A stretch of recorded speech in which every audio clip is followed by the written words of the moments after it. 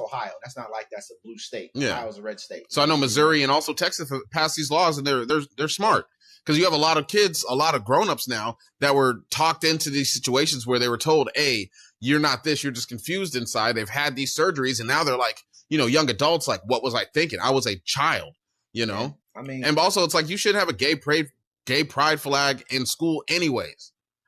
The only flag you should have at school is an American flag.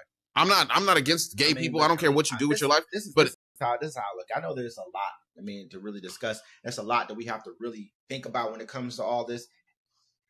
I get it, but at the same time, in school is where a lot of kids kind of mature and where they grow up at, is in school. It happens. This is where most of our life is spent when you're a young adult, is in school. So you're going through all your transitioning. Like, I'm not talking about transitioning sex, but like transitions becoming a child to become an adolescent.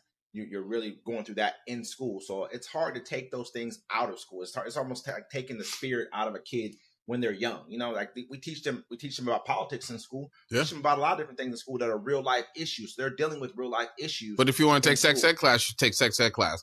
I mean, that's the only time that's looked at. Is it's weird. When I was in school, they wouldn't even give us condoms. They told us to practice abstinence. In other countries, they're teaching kids about sex at 10 years old. They're teaching them about ovaries, everything. They also feed them regular food in other countries. I'm saying. I'm saying. And that also probably it helps with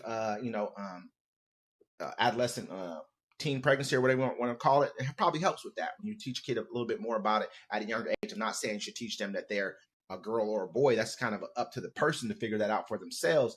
But I think in the bill they just don't want people to encompass it, I guess, if that's the word. Just like don't play into it. Like I said, you go to school to learn.